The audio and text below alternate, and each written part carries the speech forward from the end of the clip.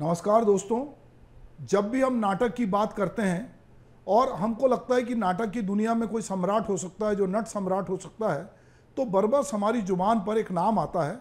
वो नाम होता है आलोक चटर्जी का। आलोक चटर्जी जो हैं पिछले कई दशकों से रंगमंच में सक्रिय हैं। उनको फिल्मों में भी अवसर मिला, पर वो फिल्मों की तरफ नहीं गए पहले, और वो लगातार नाटकों में सक्रिय रहे। दमोह जैसी एक छोटी जगह से अपनी रंग यात्रा शुरू करने वाले आलोक चटर्जी वाया जबलपुर भोपाल पहुंचते हैं। भोपाल में वो रंग मंडल में काम करते हैं। वो कारण जी के साथ काम करते हैं, दुनिया के तमाम बड़े डायरेक्टर के साथ काम करते हैं। फिर वो एनएसडी में जाते हैं। एनएसडी में वो 3 साल वहाँ पे पढ़ाई करते हैं और वहाँ भी एक से एक नाटकों का मंचन करते हैं और एनएसडी के वो टॉपर होते हैं। वो जिस बैच में जाते हैं उस बैच में वो 84 से 87 का बैच है, जिसमें उनके साथ इरफान खान जैसे उनके रूम पार्टनर होते हैं। और ये कलाकार जाके बाद में इरफान खान फिल्मी दुनिया में एक अपना मुकाम बनाते हैं और आलोक चटर्जी थिएटर की दुनिया में वो रंग जमाते हैं कि जो अद्भुत। मुझे याद है कि एनएसडी में जब आलोक चटर्जी के नाटक होते थे तो लोग देखने जाते हैं। अभी भी जिस नाटक में आलोक चटर्जी होते हैं वो नाटक देखने के लिए लोग जाते हैं, क्योंकि एक अभिनेता के रूप में आलोक चटर्जी जो हैं वो एक अपना ऐसा प्रभाव छोड़ते हैं। अभी इधर के दिनों में आलोक चटर्जी पूरे देश में घूम घूम कर बहुत सारी ट्रेनिंग कर रहे हैं और ख़ास करके अभिनय की ट्रेनिंग कर रहे हैं। अभी वो हमारे बीच में आए हैं, तो अभी वो बस्तर से आ रहे हैं। नारायणपुर में एक नाटक की वर्कशॉप चल रही है और वहाँ वो अभिनय की वर्कशॉप लेके आ रहे हैं। इसके पहले वो देश के अलग अलग राज्यों में भी जाकर लगातार वर्कशॉप करते रहे हैं और भोपाल में लगातार वो रंगमंच करते हैं। हमने रायपुर में आलोक चटर्जी के अभिनय में जो नाटक कराया, जिसका मैं नाम ले रहा हूँ नट सम्राट, वो अद्भुत नाटक था। जिसने देखा, और उसके पहले जाने कितने नाटकों को लोगों ने आलोक चटर्जी के नाम से देखा है। तो ऐसे आलोक चटर्जी हमारे साथ हैं।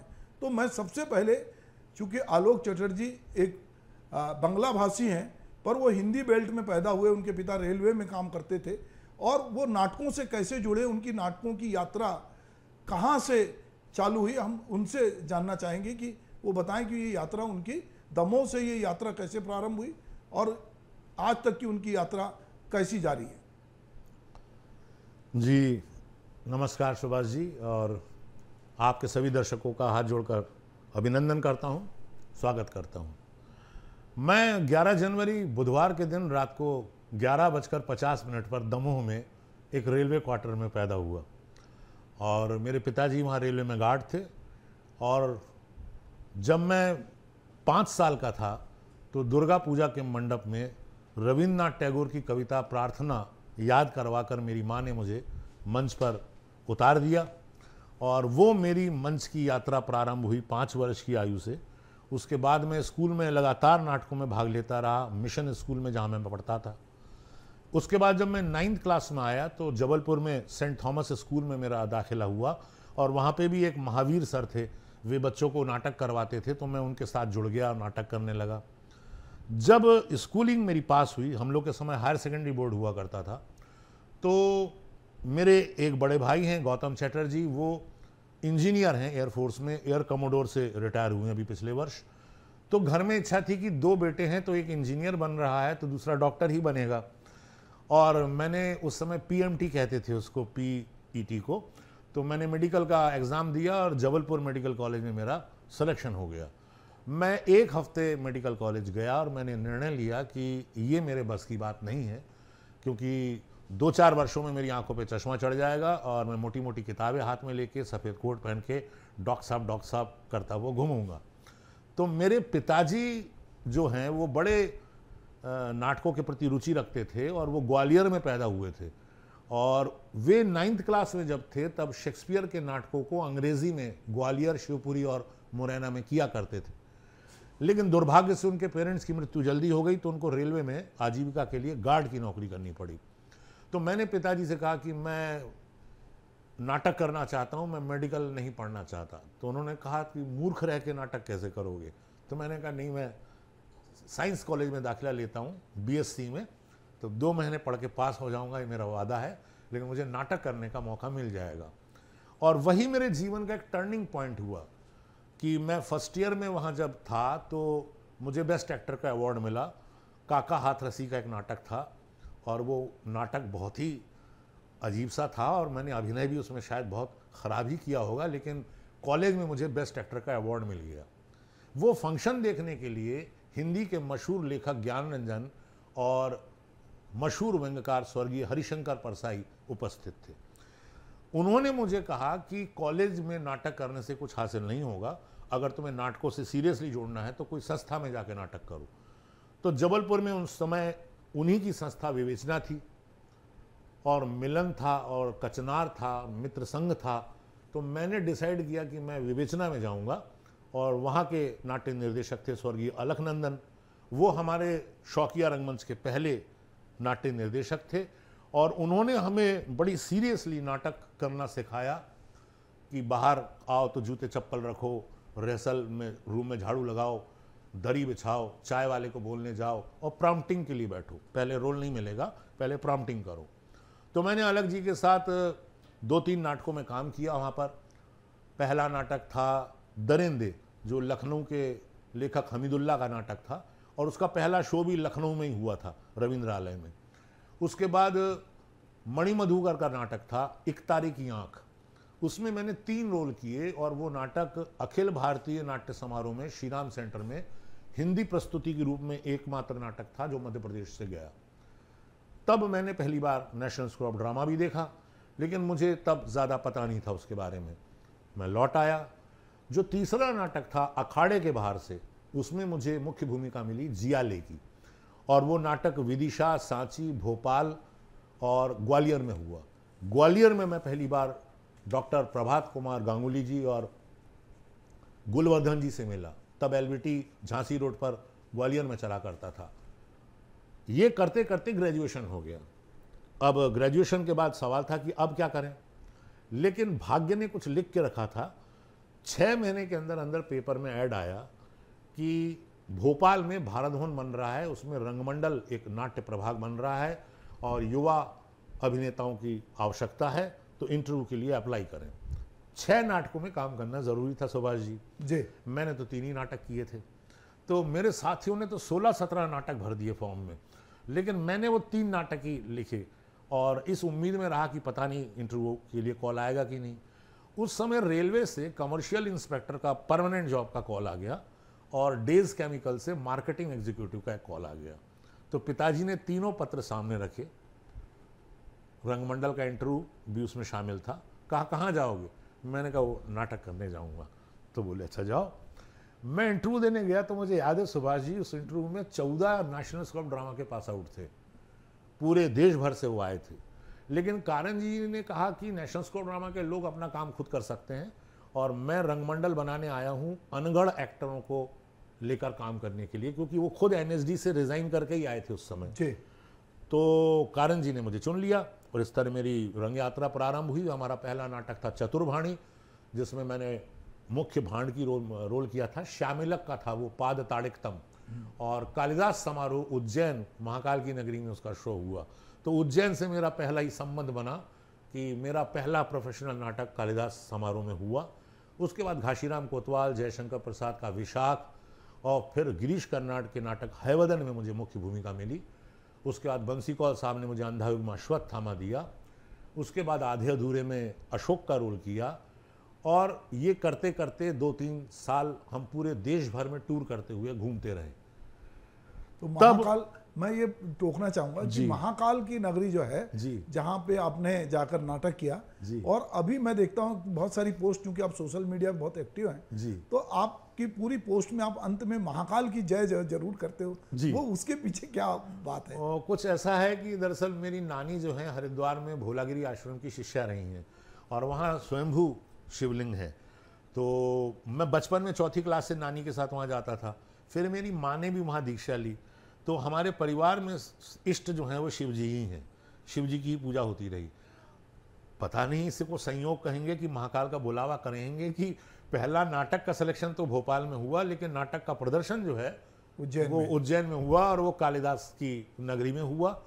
तो मेरा एक अभिन्न संबंध बन गया उज्जैन के साथ और वो संबंध अभी भी है। अभी पिछले वर्ष जब मेरे बेटे का विवाह हुआ तो संयोग से मेरी बहू भी उज्जैन की ही है, तो महाकाल की नगरी से ही हमारा एक संबंध है और मैंने वहाँ बहुत सारे वर्कशॉप भी इधर के दिनों में महाकाल की तरफ जाने का फिल्म के लोगों का बड़ा चलन बढ़ा है। अभी मैं लगातार देख रहा हूँ कि लोग महाकाल की तरफ जा रहे हैं। तो ऐसा क्या मतलब महाकाल को लेकर आप चूंकि बड़े आस्थावान हैं, तो आप किस तरह से सोचते हैं उसको? दरअसल मैं बहुत ज़्यादा रिलीजियस पहले कभी नहीं रहा, लेकिन मैं थोड़ा स्पिरिचुअलिज्म की ओर मेरा ध्यान ज़्यादा रहा विवेकानंद और रामकृष्ण परमहंस पढ़ने की वजह से। फिर कुछ ग्रेट फिलोसफर्स को मैंने पढ़ा, कांट, एमर्सन, और पाया कि ये सब लोग जो हैं, शोपेनहावर, ये सब लोग विवेकानंद से बड़े प्रभावित थे, भारतीय अद्वैत के सिद्धांत से। तो मैं जब भी महाकाल के सामने जाता हूँ और कोई मेरी मन में प्रार्थना होती है तो मैं पाता हूँ कि महाकाल मुझे कोई काम दिलवाते हैं उज्जैन में, जिसका मुझे पैसा भी मिल जाता है और मेरे महाकाल के दर्शन भी हो जाते हैं। तो मैं महाकाल के चरणों में ही, और वो कालों के काल हैं और समय सबसे बड़ी बात है, समय ही सबसे बड़ा पहलवान है। तो मुझे लगता है कि धीरे धीरे येन केन प्रकारेण विभिन्न धागों से मैं बंधता चला गया महाकाल से। आप रंग मंडल में आप आते हैं, जबलपुर, मतलब पहले दमोह, फिर जबलपुर, फिर रंग मंडल आते हैं जी। फिर रंग मंडल से आप एनएसडी की तरफ कैसे जाते हैं, जबकि आपके साथ बाबा कारंत भी है यहाँ? बाबा कारंत और बंसी कौल और श्यामानंद जालान और रुद्र प्रसाद सेन गुप्ता, बंसी कौल, प्रसन्ना, इन सब के साथ मैं रंग मंडल में काम कर चुका था, इनके नाटकों में मुख्य भूमिकाएं भी निभा चुका था। मेरे मन में दरअसल 2 साल के बाद ये सवाल आया, मैंने कारंत जी से कहा कि हम रेपर्टरी के एक्टर्स हैं, हम हमेशा टूर पर रहते हैं या नाटकों के समारोह करते रहते हैं, और आप कहते हो कि एक्टर को पढ़ना लिखना चाहिए। एक्टर आजकल के बड़े अपढ़ हैं, बौद्धिक रूप से वो बोलते थे दरिद्र और मूढ़ हैं हिंदी रंगमंच के अभिनेता। तो मैंने कहा मैं कब पढ़ूं, मेरे को तो रात को 12 बजे आप छोड़ते हैं, सुबह 6 बजे हमको आना पड़ता है, तो हम कब पढ़ें?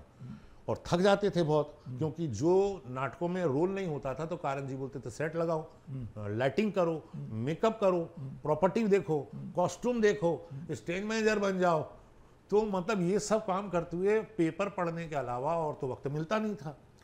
तो मैंने कहा मैं पढ़ना चाहता हूँ, क्योंकि मुझे जीवन भर नाटक करना है।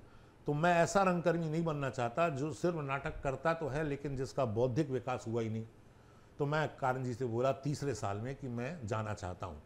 तो उसका भी एक किस्सा है सुभाष जी, बड़ा इंटरेस्टिंग।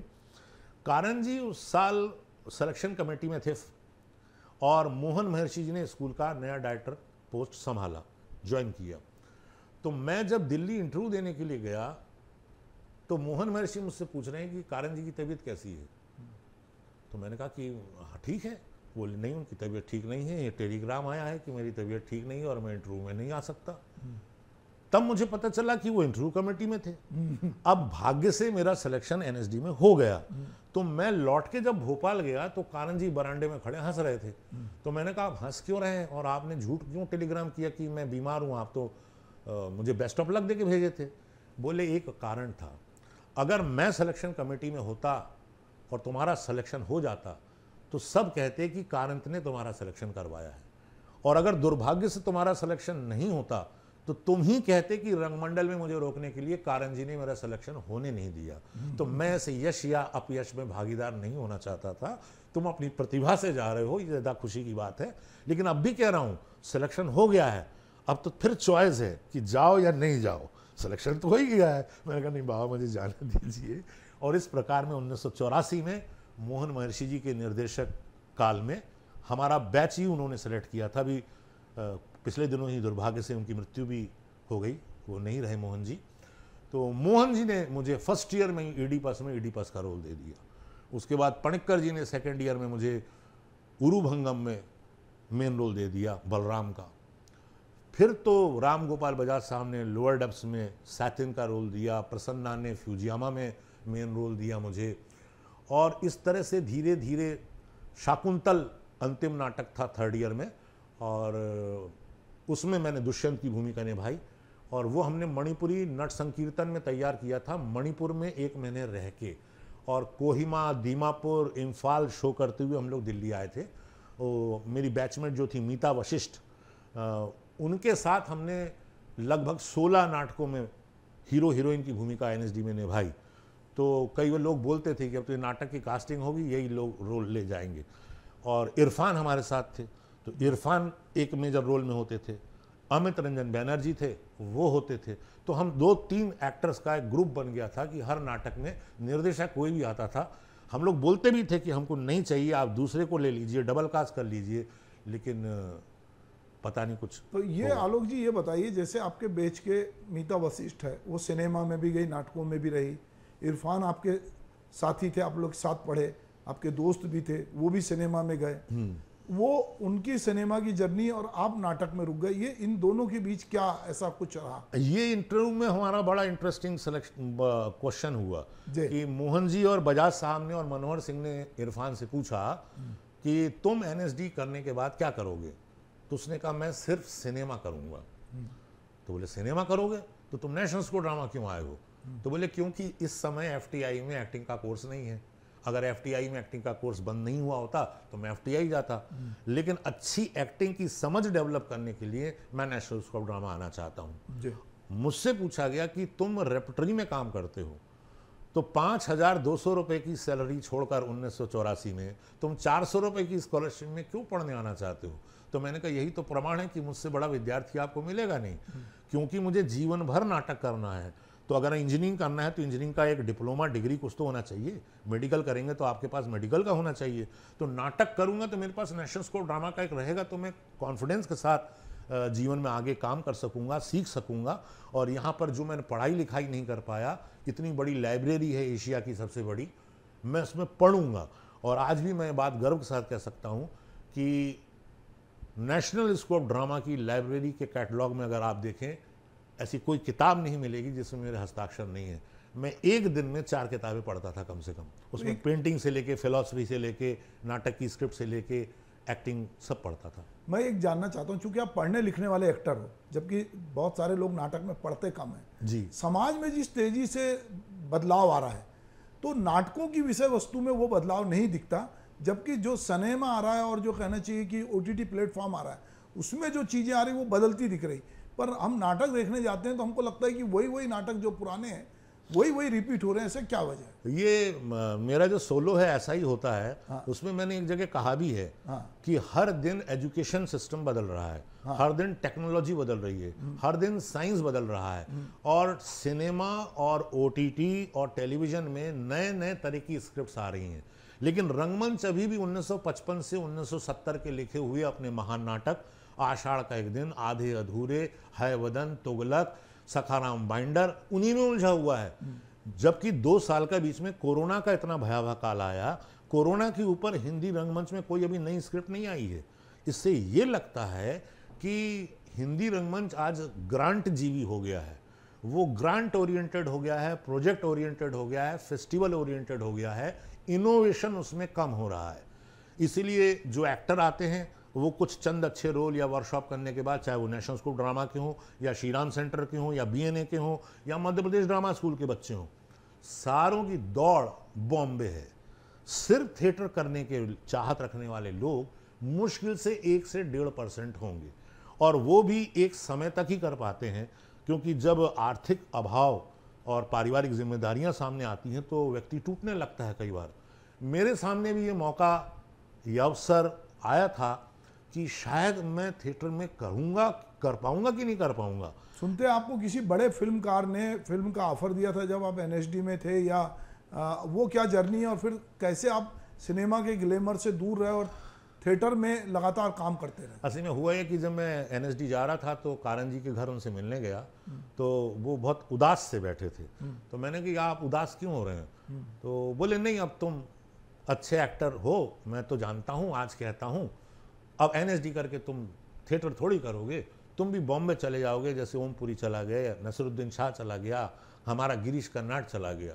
तो मैंने कहा वो बहुत बड़े लोग हैं बाबा, मैं बहुत साधारण सा प्राणी हूँ, लेकिन मैं आपको ये वादा करता हूँ कि मैं 25 साल सिवाय नाटकों के और कुछ नहीं करूँगा, चाहे कोई ऑफर आए। तो उन्होंने कहा ऐसे कैसे हो सकता है? मैंने कहा आप तेल देखिएगा, तेल की धार देखिएगा। और मौका ऐसा आया कि जब मैं 3य वर्ष में मुझे बेस्ट एक्टर का अवार्ड मिला, तो विजय तेंदुलकर साहब वो अवार्ड देने आए थे, और बजाज साहब उस समय एक्टिंग डायरेक्टर थे, और यश चोपड़ा उसके मुख्य अतिथि थे। तो उन्होंने लम्हे और चांदनी 2 फिल्मों में मुझे ऑफर दिया और कहा कि यंग मैन तुम रुक जाओ, यहीं लोधी गार्डन में उसकी शूटिंग हम 15 दिन बाद शुरू करने वाले हैं। मैंने कहा नहीं, मुझे तो स्कंदगुप्त का शो करने के लिए बिहार जाना है, मैं रात की ट्रेन से बिहार जा रहा हूँ, और मैंने उनको मना कर दिया। उसके बाद जिन्होंने कबीर के ऊपर सीरियल बनाई थी, अनिल चौधरी, उन्होंने आसमा कैसे कैसे बनाई, तो सदानंद का जो मेन रोल था वो उन्होंने मुझे ऑफ़र किया, 76 एपिसोड का रोल था उस समय, पर मैंने कहा नहीं सर, मैं थैंक यू सो मच, बाद में कभी देखेंगे, आपने मुझे इतना लायक समझा। फिर मणिकौल साहब ने कहा कि रानी रूपमती और बाज बहादुर के ऊपर एक मांडू में हम शूट कर रहे हैं, उसमें बाज बहादुर का रोल तो तुम कर ही लो। तो मैंने कहा नहीं सर, मैं नहीं कर पाऊँगा, मैं क्षमा चाहता हूँ। और उस समय मैं एक बच्चों का नाटक अलकनंदन के साथ कर रहा था, सलोनी गरैया, जिसमें मेरा रोल था लाठी का, एक ही एंट्री थी, लाठी बन के आता था मैं। पर मैंने कोई प्रलोभन स्वीकार नहीं किया, और मेरी जेब में एक वक्त ऐसा भी आया जब 20 रुपये नहीं थे, लेकिन मेरे मन में ये विश्वास था कि एक दिन मैं अपनी एक्टिंग से पैसे कमाऊंगा, वर्कशॉप करके पैसे कमाऊंगा, अपना टाइम आएगा। ऐसा इंतज़ार मैंने किया और वो टाइम आया। स्कूल से पास आउट करने के 4 साल बाद ही 91 से लगातार नेशनल स्कूल ऑफ ड्रामा ने अपने एक्सटेंशन प्रोग्राम के वर्कशॉप में मुझे मौका दिया, और मैं सौभाग्यशाली हूँ कि उसके बाद 6 डायरेक्टर एनएसडी के बदल गए, लेकिन मुझे लगातार हर डायरेक्टर का विश्वास मिला और उन्होंने मुझे अब तक मेरा विश्वास कायम रखा। फिर संगीत नाटक अकादमी की युवा निर्देशक स्कीम में मुझे नाटक करना था, तो लोगों ने कहा तुम दमोह में पैदा हुए हो, बुंदेलखंडी में कोई स्क्रिप्ट कर लो, बढ़िया रहेगा। मैंने कहा वो मेरे लिए बहुत आसान है, मैं बुंदेलखंडी म्यूज़िक भी जानता हूँ, रवि म्यूज़िक भी जानता हूँ और बुंदेलखंडी बोल भी सकता हूँ, तो मेरे लिए उसमें चैलेंज कुछ नहीं है। तो कारण जी के साथ उसके पहले मैंने स्कंदगुप्त और विशाख में काम किया था, तो मेरे मन में आया कि हिंदी पट्टी के लोग जो बिस्बास और राज और मजा में अंतर नहीं जानते, उनके साथ मैं काम करूंगा और प्रसाद करूंगा। और प्रसाद के बारे में ये था कि प्रसाद होना संभव है। उसके बाद स्कंदगुप्त से कारण जी ने उसको संभव दिखाया, लेकिन वो रेपर्टरी का प्रोडक्शन था, बहुत भव्य था, और मुझे कुल मिला के 17,000 रुपये मिले थे, जिसमें जबलपुर भोपाल से जयपुर जाना था, और उसमें 26 लोगों के आने जाने का खर्चा, म्यूजिशियन का खर्चा, प्रोडक्शन का खर्चा भी शामिल था। तो मैंने ध्रुव स्वामिनी चुना, और वो उस साल का बेस्ट प्रोडक्शन चुना गया संगीत नाटक अकादमी द्वारा। और उसके बाद मुझे 1992 में सुभाष जी एसएनए ने 5 शो दिए और उसके 1.25 लाख रुपए मुझे कैश पेमेंट मिला। तो आपको अभी हाल ही में संगीत नाट्य अकादमी का जो है पुरस्कार भी मिला है जी, और मध्य प्रदेश सरकार ने भी आपको पुरस्कार किया जी। तो मुझे लगता है कि आपकी इस पूरी यात्रा में जो पुरस्कार का सिलसिला देर से शुरू हुआ, कि मतलब आपके काम को लोग, आपके एक्टर को तो लोगों ने पहचान लिया था, पर जिंदगी में बहुत सारे उतार चढ़ाव आते हैं जी। और कई बार जैसा भी आप कह रहे थे कि जो आर्थिक दबाव होता है या पारिवारिक दबाव होता है, जब आपको बहुत तंगी होती है तो परिवार, चूँकि आप एक पारिवारिक आदमी हैं, तो जब ये सिनेमा में बहुत पैसा है, टीवी में बहुत पैसा है, नाटक में नहीं है, तो क्या एक रंगकर्मी जो पूर्णकालिक है वो क्या रंगकर्म के जरिए अपनी आजीविका चला सकता है? देखिए, हमारे समय में थोड़ी मुश्किल इसलिए ज़्यादा थी कि उस समय एनएसडी के वर्कशॉप शुरू हुए थे, एसएनए के कोई वर्कशॉप होते नहीं थे, और स्टेट गवर्नमेंट भी कोई बहुत ज़्यादा वर्कशॉप करती नहीं थी। सालाना एक राज्य नाट्य महोत्सव होता था बस, उसमें भी कोई 7-8 बड़े डायरेक्टर 7-8 शहरों से आते थे, उनके नाटक होते थे। तो शौकिया रंगकर्म ही प्रमुख था उस समय। फेलोशिप नहीं थी, स्कॉलरशिप्स नहीं थी, ग्रांट नहीं थी प्रोडक्शन की। अब तो थिएटर में ये सवाल नहीं है कि आप पैसे कैसे कमाएं, अब सवाल ये है कि आप थिएटर में रुकना चाहते हैं कि नहीं। अगर आप रुकेंगे तो आज आप एक फेस्टिवल करिए ना, 5 लाख रुपए तक की ग्रांट देती है गवर्नमेंट, शुरुआत ही 2 लाख रुपए से करती है वो। तो प्रेमचंद का ईदगाह जैसी कहानी करने के लिए आपको 2 लाख रुपए ग्रांट मिल जाती है। जूनियर फेलोशिप है मिनिस्ट्री की, सीनियर फेलोशिप है, एसएनए की स्कॉलरशिप है, और उसके अलावा प्रोडक्शन ग्रांट है, लाइब्रेरी ग्रांट है, इक्विपमेंट ग्रांट है, स्टूडियो थिएटर बनाने के लिए ग्रांट है। अब पैसे का सवाल रंगमंच में नहीं है, लेकिन हमारे समय में मुश्किल था। लेकिन मैं सौभाग्यशाली हूँ कि मेरी पत्नी शोभा भी रंगमंडल में ही हमारे साथ थी, और वो भी कटिबद्ध थी नाटक करने के लिए। तो हम दोनों ऐसा करते थे कि जब वो नाटक करती थी तो उसके नाटक का मेकअप, सेट और लाइट मैं करता था, और जब मैं करता था तो मेरे नाटक का सेट, लाइट और मेकअप वो करती थी। तो हमें बाहर से कुछ पैसे देके लोगों को बुलाने की जरूरत नहीं थी। पर ये आप जो कह रहे हैं कि अभी इतनी सारी ग्रांट है, इतने सारे पैसे मिलते हैं, पर जो नाटक होना चाहिए, मुझे लगता है कि बहुत सारी तो रंग मंडलियाँ इसलिए नाटक कर रही हैं कि वो ग्रांट मिलती हैं। वो रेपेट्री खोल के अपना मतलब वो जी। खाना पूर्ति कर रही हैं। के लिए हम, आप मान लो आप रंगमंच में आए, तो आप रंगमंच में अपनी आजीविका कमाने तो नहीं आए थे, आपके मन में कहीं ना कहीं रहा होगा कि कुछ बदलाव करना है, कुछ ऐसा जो मैसेज हम लोगों को देना चाहते हैं। पर अब तो मुझे लग रहा है कि ये रेपेट्री के जरिए लोग ये भी एक प्रकार का धंधा बना लिया। मैं ये मानता हूं कि आपकी बात सही है, लेकिन मैं ये भी मानता हूं कि ये एक संक्रमण काल है। इसमें लोगों की छटाई कटाई हो रही है और बहुत से लोगों की ग्रांट बंद भी हो चुकी है, बहुत से नए लोगों को ग्रांट मिलनी शुरू हुई है। और मैं ये दावे के साथ कह सकता हूं कि आज की युवा पीढ़ी में 1.5 से 2% लोग ही सही, लेकिन ऐसे लोग हैं जो वापस ट्रेनिंग के बाद अपने शहरों में जा रहे हैं, वहाँ ग्रुप बना रहे हैं और वो अपने से युवाओं के साथ काम कर रहे हैं, उन्हें ट्रेनिंग दे रहे हैं। वो युवा रंगमंच को आगे ले जाएंगे। वो युवा स्क्रिप्ट पे भी काम कर रहे हैं। अब मध्य प्रदेश में योगेश त्रिपाठी जी की स्क्रिप्ट्स को लेकर लोगों ने बहुत काम किया है, तो जबलपुर के आशीष पाठक की स्क्रिप्ट्स को लेकर भी बहुत सारे काम हुए हैं, अगरबत्ती हो या अभी जो उनका नया नाटक भूमि आया है। ऐसे ही आप देखेंगे विशाल कलम्बकर हैं, इंदौर में काम करते हैं, अच्छा नाटक लिखते हैं। ऐसे युवा हिमाचल में भी हैं, उत्तराखंड में भी हैं, दिल्ली में हमारी बैचमेट भारती शर्मा लगातार पिछले 35-40 सालों से काम कर रही हैं। तो हम लोगों ने युवाओं के साथ काम करके कुछ युवाओं को तो कन्विंस किया है कि वो भी हमारे रास्ते पे चलें, जैसे हम कारंत और बंसी कौल और अलकनंदन के रास्ते पे चले। मुझे आपने बड़े 2 लीजेंड आदमी के साथ, उससे भी ज़्यादा लोग साथ किया, पर हबीब तनवीर और बाबा कारंत के साथ आपने बहुत काम किया है जी। और भी लीजेंड के साथ उनके अनुभव थोड़ा आप बताइए कि उनकी जो टेक्निक है या वो किस तरह से वो लीजेंड हुए या आज भी हम उनके बारे में बात कर रहे हैं। दरअसल हमारे जो रंगगुरु कारंत साहब जिनके बारे में हम बात करें, कारंत साहब सिर्फ एक नाटक निर्देशक या संगीतकार नहीं थे।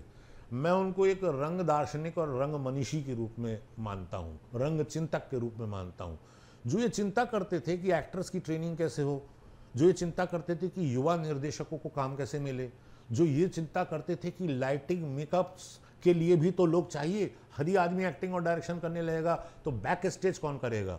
तो उन्होंने हमारे साथ तापस सेन और राममूर्ति जी जैसे दिग्गजों की वर्कशॉप्स लगाई लाइटिंग के लिए। हमारे साथ उन्होंने कहा कि तुम लोग मध्य प्रदेश के हो और तुम लोग माच नहीं जानते, तुम लोग, तब छत्तीसगढ़ भी मध्य प्रदेश का हिस्सा था, तो उन्होंने कहा तुम लोग नाचा के बारे में कुछ नहीं जानते, तुम लोग पंडवानी के बारे में कुछ नहीं जानते। तो झाड़ूराम देवांगन, ये अपने तीजन बाई जी और हबीब तनवीर के एक्टर्स के साथ उनने वर्कशॉप लगाई। राम साहेब पांडे जी के साथ राई की ऊपर वर्कशॉप लगाई। शेख गुलाब के साथ हमने कर्मा सैला ये सब सीखा और ये वर्कशॉप में सीख के इसको हम लोग को परफॉर्म करना पड़ता था। ये पूर्व रंग का कार्यक्रम होता था, उसके बाद मुख्य रंग में, अंतरंग में जाके या बहिरंग में जाके घाशीराम कोतवाल या है वदन या अंधा के नाटक होते थे। तो सुबह से लेकर रात तक एक ट्रेनिंग होती थी और साथ में नाटककारों को बुलाते थे, वो बोलते थे उनकी रचनाओं का पाठ सुनो। पेंटर्स को बुलाते थे, हम पहली बार रजा से मिले, हम पहली बार स्वामीनाथन से मिले, हम पहली बार तैयब मेहता से मिले, तो हमने देखा कि पेंटरों की दुनिया क्या होती है। तो इस तरह उन्होंने कहा कि एक क्रिएटिव एडिटिंग होनी चाहिए कला माध्यमों में, जहां हम एक माध्यम से दूसरे माध्यम के साथ सहयोग करते हुए एक शिल्पी के रूप में, एक कलाकार के रूप में आगे बढ़ सकें। और कारंत जी के साथ एक सबसे अच्छी बात ये थी, जहां हबीब तनवीर साहब ने राडा की ट्रेनिंग को ठुकराकर छत्तीसगढ़ के नाचा में सारी समस्याओं का हल देखा और शेक्सपियर से लेकर सोफोक्लिस से लेकर कालिदास तक नाचा शैली में ही प्रस्तुत कर दिए। सिर्फ साहब बहादुर कलारी ने नहीं किया, इस तरह के क्लासिक नाटक भी उन्होंने किए, विराट भी किया तो कोणार्क भी किया, लेकिन नाचा पे वो रहे और नाचा के पारंपरिक कलाकारों को उन्होंने अंतर्राष्ट्रीय मंच पर खड़ा किया। वहीं पणिक्कर ने सामवेद की चांटिंग्स को लेकर संस्कृत नाटकों को नाट्य शास्त्रीय पद्धति से प्रस्तुत करने का आधुनिक मार्ग प्रशस्त किया। कारंत जी के साथ ये था कि जब वो मध्य प्रदेश आते थे तो मालविकाग्निमित्रम बुंदेलखंडी में करने लगते थे, कर्नाटक जाते थे तो वहां यक्षगान करने लगते थे, और दिल्ली आते थे तो शेक्सपियर का मैकबेथ एनएसडी रेपुटी के साथ यक्षगानी स्टाइल में कर देते थे, तो वहीं विद्या सुंदर और अंधेर नगरी विद्यार्थियों के साथ कर देते थे। तो जब उनने अंधेर नगरी किया था एनएसडी फर्स्ट ईयर के साथ, तो उसके फर्स्ट ईयर का तो एक ही शो होता है, लेकिन वो इतना पॉपुलर हुआ कि उसके 16 शो हुए और फिर दिल्ली दूरदर्शन ने उसको रिकॉर्ड किया। और अलकाजी साहब के जो एक क्लासिक थिएटर और विदेशी नाटकों का एक प्रभाव था राष्ट्रीय नाट्य विद्यालय पर, भारतीय रंगमंच की खोज कारन जी ने शुरू की, जिसको बाद में B.M. शाह और रतन थियम ने आगे बढ़ाया। रतन थियम ने भी नट संकीर्तन शैली को लेकर और मणिपुरी मार्शल आर्ट्स को लेकर और मणिपुरी कल्चर को लेकर ही एंटीगनी जैसा नाटक भी किया, और when we dead awaken Ibsen का नाटक वो भी उन्होंने उसी शैली में किया। तो ये सारे लोग ऐसे सिद्धहस्त पुरुष हैं जिन्होंने अपना अपना रास्ता चुना, और कोई कोलंबस बना, कोई वास्को ड गामा बना।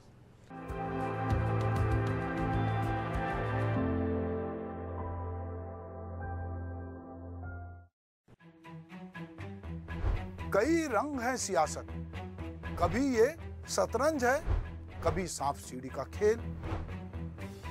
इसमें कुछ है पास तो ज्यादातर है फेल। 2023 में किसके साथ रहेगी सत्ता, छत्तीसगढ़ में सज गई है बिसात। एशियन न्यूज आपको बताएगा हर विधायक का रिपोर्ट कार्ड।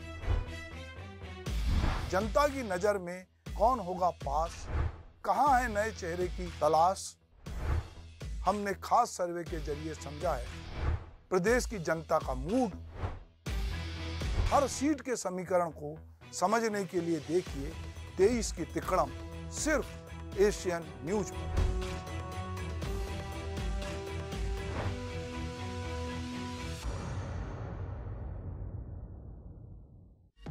दिन भर की हर हलचल, हर अपडेट्स पर हमारी नजर। सियासत बैठी किस करवट,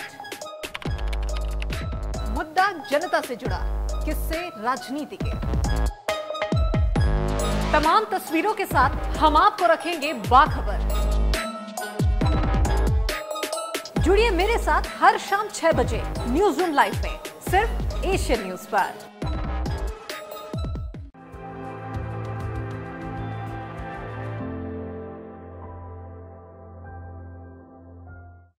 को बहुत सिनेमा का ऑफर मिला, आपने ठुकराया और आपने कारन जी से कहा था कि अब सिनेमा में नहीं जाओगे। पर अभी इधर के दिनों में मैंने आपको पिछले दिनों एक महारानी सीरियल में देखा, और अभी सूचनाएं मिलती कि आप कुछ और सीरियल में भी काम कर रहे हो, OTT पे काम कर रहे हो।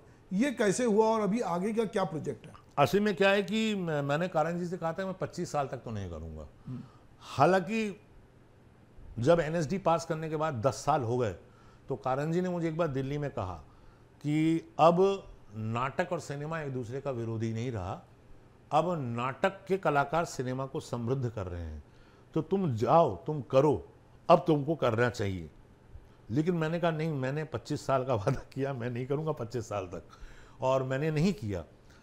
25 साल बाद कुछ ऐसे अवसर आए कि मुझे प्रकाश मेहरा ने, प्रकाश झा साहब ने बुलाया आरक्षण के लिए और कहा कि हम भोपाल में ही पूरी फिल्म शूट कर रहे हैं और आपका दीपिका पादुकोणे और प्रतीक बब्बर के साथ सीन है, रजिस्ट्रार का रोल है, आप I want that you should do this role. तो प्रकाश झा एक अच्छे फिल्म निर्देशक हैं, तो मुझे लगा कि उनसे कुछ सीखने मिलेगा। लेकिन ये करते थिएटर करने के 35 साल बाद की बात है, अभी 42वां साल चल रहा है। तो मैंने 35वें साल में वो किया आरक्षण। उसके बाद मुझे हंसल मेहता साहब ने बुलाया अलीगढ़ के लिए, उसमें मैंने रोल किया वसीम अख्तर, एक जो कुलपति थे जिन्होंने मनोज बाजपेयी वाले कैरेक्टर को फंसाया था केस में, वो वाला एक कैरेक्टर किया। और उसके बाद फिर मुझे तनुजा चंद्रा ने बुलाया, उनकी फिल्म में मैंने काम किया। ये 3 फिल्में करने के बाद फिर सुभाष कपूर साहब ने मुझे बुलाया कि महारानी पार्ट 1 में एक रोल है रणवीर सेना के नायक का, और वो ब्राह्मण नेता है और भड़काता है लोगों को, ब्राह्मणों को, कि तुम्हारे साथ अन्याय हुआ है और तुम्हारे साथ संविधान बनने के बाद से तुमको हाशिए पर फेंका गया। एक भड़काऊ किस्म का रोल था। वो रोल बहुत पॉपुलर हो गया और बहुत देखा गया, और अभी भी लोग उसके बारे में चर्चा करते हैं।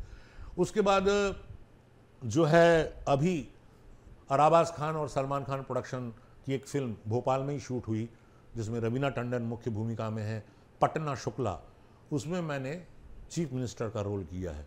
लेकिन मैं बॉम्बे शूट करने के लिए नहीं जाता, मैं भोपाल में ही रह के नाटक करता हूँ, दिन में शूटिंग करके शाम को घर आ जाता हूँ, फिर अपनी रिहर्सल में चला जाता हूँ। नहीं, पर अभी आप जबकि प्रशिक्षण के लिए बाहर जा रहे हैं, अभी आप बस्तर से आए हैं, इसके पहले भी आप पूरे देश भर में। हाँ, मैं सिक्किम गया था, उसके पहले त्रिपुरा गया था, उसके पहले बेंगलोर गया था, उसके पहले बनारस गया था, उसके पहले इलाहाबाद गया था, तो मैं देश भर में घूमता रहता हूँ। नहीं, मुझे ऐसा लगता है कि जैसे एक फिल्म है, वो फिल्म एक एक्टर को मतलब बड़ा फलक देती है, क्योंकि वो बहुत जगह जाती है और हमेशा रहती है। जी। नाटक में हर प्रस्तुति वो नया हो जाता है और उसमें एक सीमित दर्शक देखते हैं। जी। तो जब आपके पास ये ऑप्शन है आज कि आप भोपाल से सुबह जाके 3 दिन में आ सकते हैं और फिल्मों के ऑफर आपको मिलते हैं, सीरियल के ऑफर मिलते हैं, तो ये आग्रह कि केवल भोपाल में होंगे तो ही मैं करूंगा, ये कितना उचित लगता है आपको? नहीं, ऐसा नहीं है कि सिर्फ भोपाल में होगा तो ही मैं करूंगा। ये आप भी जानते हैं और सब जानते हैं कि भोपाल पिछले 5-6 वर्षों से मीडिया शूटिंग का एक हब बन गया है। तो राज्य सरकार की कुछ पॉलिसी भी है सब्सिडी की, तो बॉम्बे के प्रोड्यूसर्स अब चाह रहे हैं कि बॉम्बे के सीन्स हमने अपनी सीरियल और फिल्मों में बहुत दिखा दिए, नयापन चाहिए। जैसे छत्तीसगढ़ में शूटिंग हो तो यहाँ के जंगल, यहाँ के झरने, यहाँ के पहाड़ आपको अलग अनुभव देंगे, एक अलग संस्कृति दिखाएंगे। ऐसी मध्य प्रदेश में भोपाल में सुविधा है कि 20 किलोमीटर पे जंगल भी है, पहाड़ भी है, तालाब भी है, न्यू मार्केट भी है, बंगला भी है, झोपड़ी भी है और गांव भी है नीलबढ़ जैसा। तो प्रोड्यूसर्स के लिए भी सुविधा हो जाती है, तो वो अपना काम वहाँ आके पसंद कर रहे हैं करना, क्योंकि उनको थिएटर के एक्टर कैरेक्टर रोल्स के लिए बहुत ज़्यादा मिलते हैं। लेकिन अगर कोई अच्छा निर्देशक, अच्छा प्रोड्यूसर मुझे बॉम्बे बुला के ऑफर देगा तो क्यों नहीं। जब मैं बॉम्बे जाके थिएटर का वर्कशॉप कर सकता हूँ तो 3-4-5 दिन के लिए जाके शूट भी कर सकता हूँ। आप सही कह रहे हैं। आज आप एक प्रशिक्षित एक्टर हो, आपको ऐसा नहीं लगता है कि जिस तरह से पूना फिल्म इंस्टीट्यूट है, जिससे NSD है, जिस तरह से हर राज्य में इस तरह की अवसर होना चाहिए प्रशिक्षण के लिए, क्योंकि जो एक्टर हैं उनको बहुत प्रशिक्षित लोग नहीं मिलते और प्रॉपर उनको ट्रेनिंग जो मिलनी चाहिए वो नहीं मिलती। हाँ, ये बात बिल्कुल सच है। मैं ये बात पिछले 5 से 7 वर्ष हो गए हैं मुझे, मैं प्रेस में या दूरदर्शन में जहाँ भी मुझे मौका मिलता है मैं कहता हूँ कि एक तो हर राज्य का अपना नाट्य विद्यालय होना चाहिए। क्योंकि मैं जब NSD गया तो मैंने देखा कि मणिपुर का लड़का जो बहुत अच्छा एक्टर है मणिपुरी में, उसे नेशनल स्कूल में ड्रामा में आके डायरेक्शन कोर्स लेना पड़ता है, क्योंकि वो हिंदी नहीं बोल सकता और सारी प्रस्तुतियाँ हिंदी में होती हैं, और वापस जाकर उसे मणिपुरी भाषा में ही काम करना है। तो जो बंगाल से आते हैं, जो गुजरात से आते हैं, जो मणिपुर या आसाम या अरुणाचल प्रदेश से आते हैं, ये लोग डायरेक्शन कोर्स की ओर या टेक्निकल की ओर चले जाते हैं, जबकि वो अपनी भाषा में बहुत अच्छा अभिनेता है। तो अगर अपने राज्य का अपना नाट्य विद्यालय हो और वो नेशनल स्कूल ऑफ ड्रामा की नकल पर ना हो, अपने प्रदेश की संस्कृति और अस्मिता को लेकर, वहाँ के कल्चर को लेकर काम करे, तो एक विराट नया रंग आंदोलन प्रारंभ हो सकता है। ऐसे ही बनारस, इलाहाबाद, रायपुर, भोपाल में शूटिंग्स हो रही हैं। इसमें कई बार कलाकारों का शोषण होता है पैसे के लेवल पर, क्योंकि कलाकार को मालूम नहीं है, कलाकारों का अपना कोई संगठन नहीं है, उनका पास कोई प्लेटफॉर्म नहीं है। तो कोई कलाकार 2000 रुपये पर डे में काम कर रहा है, कोई 10,000 रुपये पर डे में काम कर रहा है, कोई 25,000 में काम कर रहा है, और कोई अपनी जेब से पेट्रोल भरा के जा रहा है और 700 रुपये में काम करके आ रहा है। तो अगर हर राज्य में FTI से फ्रेंचाइजी लेकर अपना फिल्म इंस्टीट्यूट डेवलप करने की कोशिश की जाए और उसकी फैकल्टी भी आए, तो ट्रेंड सिनेमा और टेलीविजन और OTT के एक्टर्स भी मिलेंगे आपको, साथ ही नाटकों के भी मिलेंगे। इससे एक पैरेलल इकोनॉमी भी पैदा होगी, और जो लोग पढ़ाना चाहते हैं, एकेडमिक्स में जाना चाहते हैं, उनके लिए भी एक मौका है कि उनको एक्टर नहीं बनना, डायरेक्टर नहीं बनना, वो सिर्फ पढ़ाना चाहते हैं, रिसर्च करना चाहते हैं, स्कॉलर बनना चाहते हैं और एक सब्जेक्ट को डिटेल में पढ़ाते रहना चाहते हैं। तो इस तरह की गुंजाइश भी आगे देखी जा सकती है। अभी आप बस्तर से होके आ रहे हैं, नारायणपुर में आप लोगों को ट्रेनिंग दे रहे थे अभिनय की। आप किस तरह से एक बस्तर का जो अबुझमाड़ है वो उससे नज़दीक है, और नारायणपुर जैसी जगह में जो कि लोग नक्सली के कारण पूरे बस्तर को जानते हैं, पर अभी आप उनके बीच में रहे हैं जी। आप किस तरह का बदलाव देखते हैं और वो युवाओं में किस तरह की खूबियाँ देखते हैं? दरअसल 1982 में मैं पहली बार बस्तर आया था, और तब हम दंतेवाड़ा और डोंगरगढ़, सुकमा, भोपालपट्टनम, नारायणपुर, कांकेर, ये पूरी जगहों पर हमारे साथ एक गाइड थे नारायण, वो ले जाते थे। और हिंदी के प्रसिद्ध साहित्यकार निर्मल वर्मा जी, और जिनने सिनेमिक आर्ट शुरू किया है हिंदुस्तान में, दरोज, और ज्योति भट्ट करके एक बहुत बड़े फोटोग्राफर थे गुजरात के, वो ये हम लोग के साथ थे, और कारण जी हम लोग के साथ थे। तो हम लोग पूरे जंगलों में, हाट में घूमते थे, और कई बार कुछ नक्सली भाइयों से मुलाकात भी हमारी उन हाटों में हुई, लेकिन वो लोग कलाकारों को कुछ कहते रहते नहीं थे, लेकिन स्थानीय लोग बताते थे कि ये जुड़े हुए हैं किसी ऐसे दल से और काम करते हैं उनके लिए, तो वो उनका एक अपना पॉलिटिकल या सोशल इशू होगा। लोग यहाँ आने से हिचकिचाते भी हैं कि यार वहाँ जाएंगे पता नहीं सुविधा तो मिलेगी नहीं, जंगल में कहाँ रहेंगे। लेकिन उसके बाद जब मैं 84 में आया तो मैंने देखा कि थोड़ा डेवलपमेंट हुआ था। तब हम कॉकेशियन चौक सर्कल बुंदेली में लेके आए थे, और आप मानिए यकीन कि बुंदेलखंडी नाटक यहाँ के ग्रामीण लोगों ने देखा था। और लास्ट में जब अजदक पूछता था कि बेटा रानी को दूं या नौकरानी को, तो सारे लोग चिल्लाकर बोलते थे कि अपनी स्थानीय भाषा में, छत्तीसगढ़ी में, कि रानी को मत देना, वो बदमाश है, नौकरानी को दो, उसने पाला है। तो फ्रिट्ज बेनेविट्स जर्मनी से आए थे, वो अभिभूत हो गए।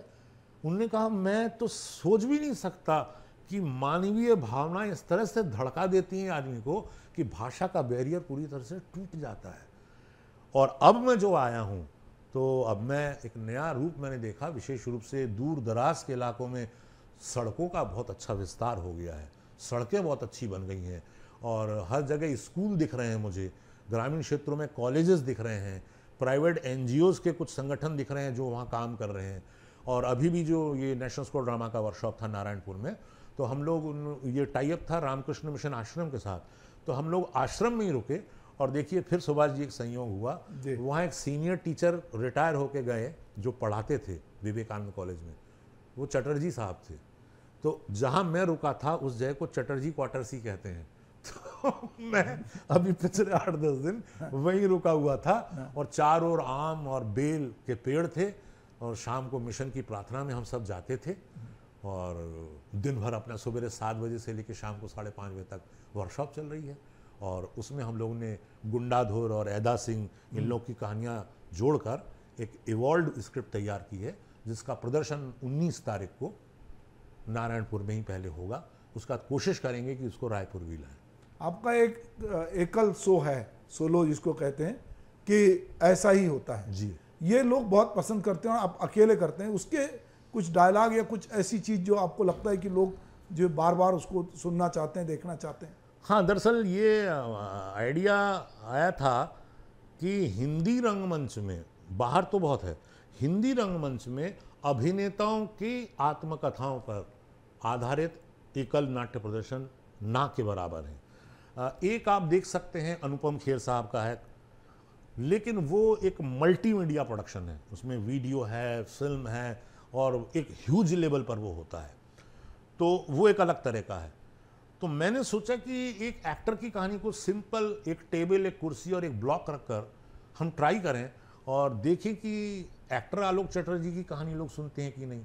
तो शुरुआत जब हमने पहले की इसकी, तो वो उज्जैन में की। देखिए उसका शो भी पहला उज्जैन में हुआ था और उसका 50वां शो भी उज्जैन में हुआ और अभी उसका 53वां शो बॉम्बे में हुआ। तो मैंने देखा कि हर जगह चाहे वो रंगकर्मी हो या ना हो, आदमी उससे जुड़ जाता है, क्योंकि वो हर एक आदमी की कहानी है।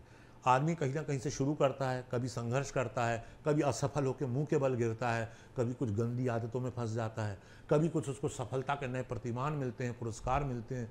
तो ये सब घटनाएं उसमें मैंने अपने साथ जोड़ी हैं और ना सिर्फ ये जोड़ी हैं बल्कि मैंने उसमें रघुवीर सहाय से लेके, कुंवर नारायण से लेके, श्रीकांत वर्मा और अज्ञे से मेरी मुलाकात और उनकी कविताएं और कारण साहब के किस्से, फ्रिट्ज बेनेविट्स के किस्से, रॉबिन दास के किस्से, ये सब किस्सा गोई के अंदाज में, और एनएसडी के कुछ दोस्तों के किस्से, इरफान खान के किस्से, शरारतों के किस्से, ये सब जोड़ के 1 घंटे 40 मिनट का अब ये हो गया है। पहले 1.25 घंटे का होता था। थोड़ी सी हम अपने दर्शकों को चाहेंगे कि वो किस्सा गोई का मजा जो है, जो आप करते हैं एकल में, थोड़ा वो भी आप करके बताएं थोड़ा।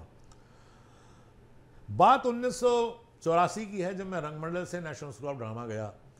तो नेशनल स्कूल ऑफ ड्रामा में फर्स्ट ईयर वालों के लिए 2 डॉर्मेट्री हैं, एक 13 नंबर, एक 8 नंबर। तो कौन सा स्टूडेंट किस डॉर्मेट्री में रहेगा ये देखने के लिए हम नोटिस बोर्ड के पास गए। नोटिस बोर्ड के पास घुंघराले बाल वाला एक लंबा सा लड़का खड़ा था और वो ध्यान से अपना नाम ढूंढ रहा था। तो मैंने भी अपना नाम ढूंढा, हम दोनों का नाम एक ही डॉर्मेट्री में निकला। तो उसने मुझसे कहा कि क्यों भाई, तुम मुसलमान हो क्या? मैंने कहा नहीं। तुम बंगाली हो क्या? तो बोले नहीं, मैं मुसलमान हूँ। मैंने कहा मैं बंगाली हूँ। तो हम लोग की दोस्ती प्यारी रूम देखने से हुई, और चूंकि मेरा जोर भी कारंजी के साथ काम करने के बाद भी रियलिस्टिक नाटकों के ऊपर ज़्यादा था और इरफान खान का जोर भी रियलिस्टिक नाटकों के ऊपर ज़्यादा था। तो हम लोग रियलिज्म और रियलिस्टिक एक्टिंग इसके ऊपर बहुत ज़्यादा बातें करते थे। क्लास का एक किस्सा सुनाते हैं कि जब फर्स्ट ईयर में हमारे स्टैनिस्लैवस्की की पढ़ाया जा रहा था और मोहन महर्षि साहब हमारे सामने थे, तो एक एनिमल इंस्टिंक्ट की एक्सरसाइज होती है कि हमारे अंदर एक जानवर होता है, हर इंसान के अंदर एक पशु है, क्योंकि हमारा डेवलपमेंट ही वहाँ से हुआ है। तो मोहन महर्षि जी ने कहा कि सब लोग अपना अपना जानवर चुन लो और बन के बताओ। हम ज़्यादातर लोग नौसिखिए ही थे, हम सब बंदर बन गए और बंदर बनकर इधर उधर कूदने लगे। इरफान खान साहब स्टूडियो में बीच में ऐसे ज़मीन पर लेट गए और 5 मिनट 10 मिनट वो लेटे रहे, हिले भी नहीं। तो मोहन महर्षि ने कहा, इरफान तुमने कौन सा जानवर लिया है?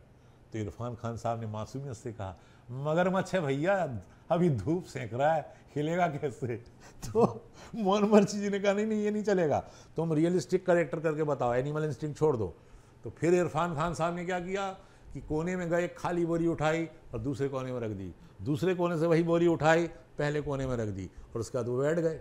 अब मोहन जी उससे पूछ रहे हैं, भाई इरफान अब क्या करोगे? बोले मजदूर आदमी है भैया, थक गया है, बीड़ी पिएगा। उन्होंने मोहन जी के सामने बीड़ी निकाल के जलानी शुरू कर दी। तो इस तरह के कुछ अनुभव हमारे होते थे इरफान के साथ, और बीता वशिष्ठ के साथ भी होते थे कि एक फ्यूजियामा नाम का प्ले हम कर रहे थे और सीन था कि हम हस्बैंड वाइफ का रोल कर रहे हैं और वो मेरी बाहों में लेटी हुई है और मैं उनके बालों में हाथ फेर रहा हूँ, काफ़ी देर तक हाथ फेर रहा हूँ और दर्शक सामने है, जैसे मेरे सामने कैमरा है इस समय। तो मैं उस समय च्युइंगम खा रहा था, तो मैंने सारी च्युइंगम लपेट दी उसके बालों में, और उसके बाद जो हाहाकार मचा, क्योंकि मुझे नहीं पता था कि बालों में लिपस्टिक ऐसे चिपक जाती है कि वो छूटती नहीं, वो धुलती भी नहीं, फिर बाल ही काटने पड़ते हैं और अंततः मीता वशिष्ठ को बाल काटने पड़े, अपने बाल छोटे करवाने पड़े। इस तरह के कई किस्से होते थे। एक मुलाकात मेरी हुई सर्वेश्वर दयाल सक्सेना जी के साथ, और उन्होंने मुझे अपनी एक कविता कहा कि तुम इसको पढ़ो। अक्सर कवि लोग अपनी कविताएं बहुत खराब पढ़ते हैं और अभिनेता उसमें एक नाटकीय तत्व ढूंढ सकता है। तो वो कविता मैं आपको सुना देता हूं।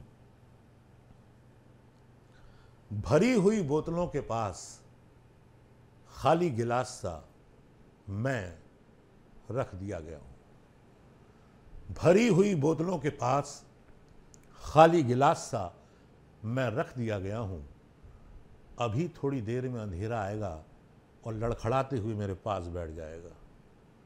वो कुछ कहेगा नहीं, बार बार मुझे भरेगा, खाली करेगा, भरेगा, खाली करेगा, और आखिर में खाली बोतलों के पास खाली गिलास सा छोड़ जाएगा। धीरे धीरे, मुझे सख्त नफरत है शब्द से। धीरे धीरे कुछ नहीं होता, धीरे धीरे ही तो आदमी का संकल्प खो जाता है, धीरे धीरे ही तो मनुष्य का साहस सो जाता है, धीरे धीरे ही तो पड़ा रह जाता है झंडे के पास देश, घड़ी के पास समय, सब पड़ा रह जाता है। धीरे धीरे धीरे धीरे धीरे धीरे अब मुझे कुछ भी नहीं है स्वीकार मित्रों, चाहे वो तुम्हारी घृणा हो या हो वो तुम्हारा प्यार, क्योंकि धीरे धीरे कुछ नहीं होता, सिर्फ मौत होती है। धीरे धीरे कुछ नहीं आता, सिर्फ मौत आती है। खाली बोतलों के पास खाली गिलास सी। सुनो सुनो दूर से आती ढोलक की लय अब मध्यम होती जा रही है। धीरे धीरे क्रांति यात्रा शव यात्रा में बदलती जा रही है और हम चूहों की तरह देख रहे हैं। धीरे धीरे धीरे धीरे धीरे धीरे ऐसा ही होता है। तो ऐसा ही होता है। अब मैं चाहूँगा कि आपका बहुत चर्चित नाटक, जिसको मैंने बम्बई में भी देखा, रायपुर में भी देखा, नट सम्राट, वो लोगों के बहुत दिमाग तक जाता है। ऐसा लगता है कि आलोक चटर्जी एक अपनी स्टोरी या किसी नाटक वाले की स्टोरी सुना रहे। उसका जो अंतिम जो दृश्य था वो बहुत भावुक करने वाला था जी। तो वो मैं चाहूँगा कि आप हमारे दर्शकों के साथ साझा करें। हाँ, नट सम्राट दरअसल सिर्फ एक थिएटर के एक्टर की कहानी नहीं है गणपतराव बेलवलकर की। वो नाटक शायद इसलिए पॉपुलर हुआ, 70 के दशक में महान डॉक्टर श्रीराम लागू ने उसको सबसे पहले मराठी में प्रस्तुत किया था। उसके बाद किसी अभिनेता ने उसको करने की कोशिश उस समय हिम्मत नहीं की, क्योंकि वो इतना अच्छा करते थे। उसके बाद कुछ वर्ष पहले फिल्म आई संजय मांजरेकर की, जिसमें नाना पाटेकर साहब ने रोल निभाया, लेकिन वो फिल्म है और उसमें नाटक से काफ़ी कुछ अलग है मूल नाटक से। अभी इसको रोहिणी हट्टंगडी और मोहन जोशी मराठी में कर रहे हैं। लेकिन उससे पहले हम लोग ने 5 वर्ष पहले इसको किया और अभी भी ये चल रहा है। उसमें कोई अपने को पिता के रूप में देखता है, कोई एक्टर के रूप में, कोई भाई के रूप में, कोई दामाद के रूप में, कोई बेटे के रूप में। जीवन का ऐसा कोई पक्ष नहीं है जो उस नाटक में नहीं जोड़ा, इसलिए शायद वो पॉपुलर है। तो जब उसके बेटे बेटी दामाद सब उसको घर से निकाल देते हैं और वो सड़कों पर एक विक्षिप्त फटे कपड़ों में एक जूता पॉलिश करने वाले लड़के राजा के साथ रहने लगता है, तब पूरा परिवार आता है कि उनकी बदनामी होगी कि इतना बड़ा आदमी सड़क पे मर रहा है। तो उस बदनामी से बचने के लिए वो लेने आते हैं। तो लड़की बोलती है कि आप अभी भी नाराज हैं हमसे। तब वो आखिरी संवाद शुरू होता है। राग देश मोह माया इन सारे बंधनों से बहुत दूर आ चुका हूं बेटे, अब वापस नहीं आ सकता।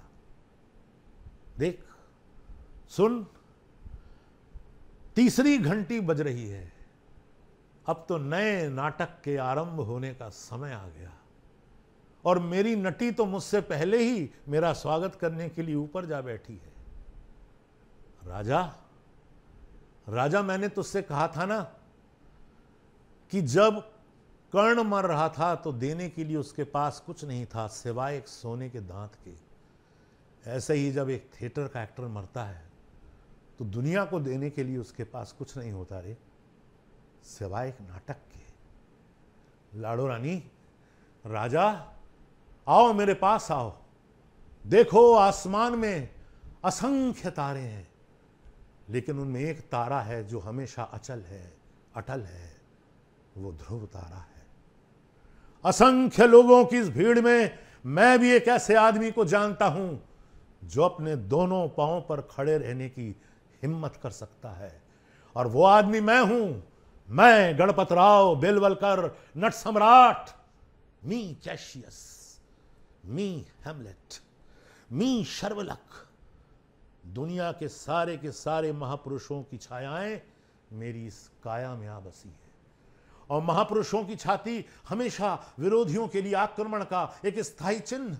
देखो देखो, मेरे शत्रुओं ने मुझे चारों ओर से घेर लिया है। देखो, ये मेरी हत्या करना चाहते हैं। तो आओ, आगे बढ़ो, करो मेरी हत्या, आओ। Oh, you too Brutus, then die Caesar. राजा, मैंने कहा था ना बेटा, जब एक थिएटर का एक्टर मरता है तो दुनिया को देने के लिए उसके पास एक नाटक के सिवा और कुछ नहीं होता। ये था नाटक।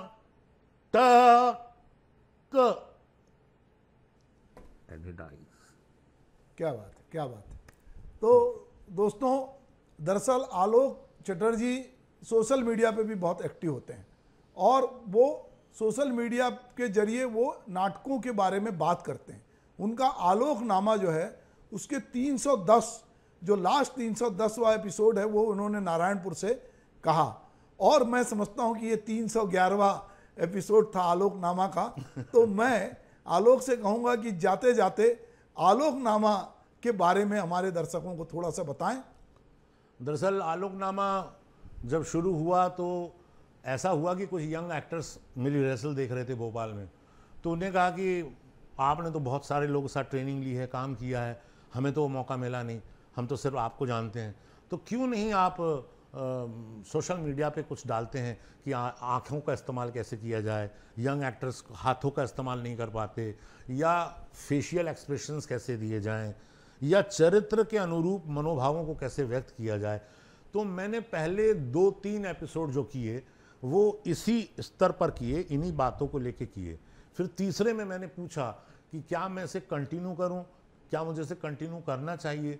तो लगभग 550 लोगों ने उसकी प्रतिक्रिया दी कि नहीं, ये बिल्कुल आपको करना चाहिए।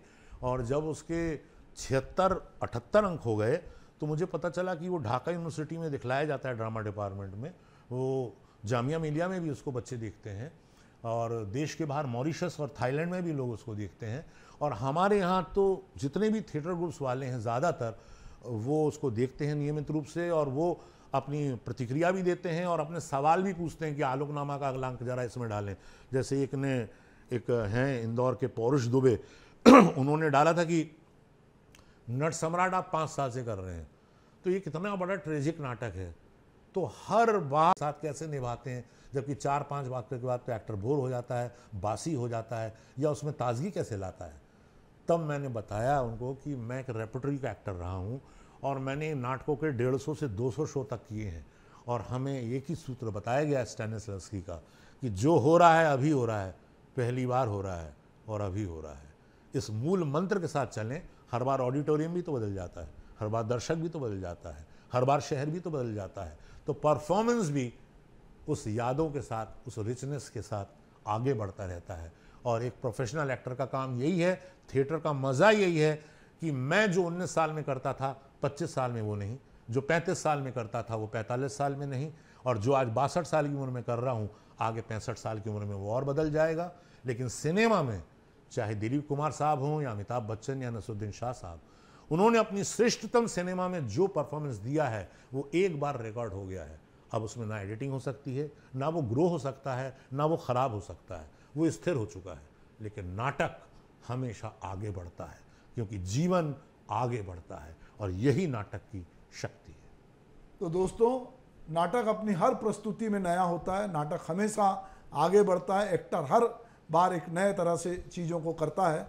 तो हम सुन रहे थे अभी आलोक चटर्जी से उनकी बातचीत की, और ये बातचीत एक प्रकार से आलोकनामा का, मैंने जैसे कहा कि 311वां एडिशन माना जाएगा, और आलोक चटर्जी हमारे बीच आए, मैं उनका बहुत बहुत धन्यवाद करता हूं। आपका भी बहुत बहुत आभार सुभाष जी, और आपके चैनल का और आपके दर्शकों का। मैं तो लौट रहा था, मेरी फ्लाइट 7:20 पे है, आपने मुझे बुला लिया और ये अवसर दिया, मैं आपका बहुत बहुत हृदय से आभार व्यक्त करता हूँ। धन्यवाद।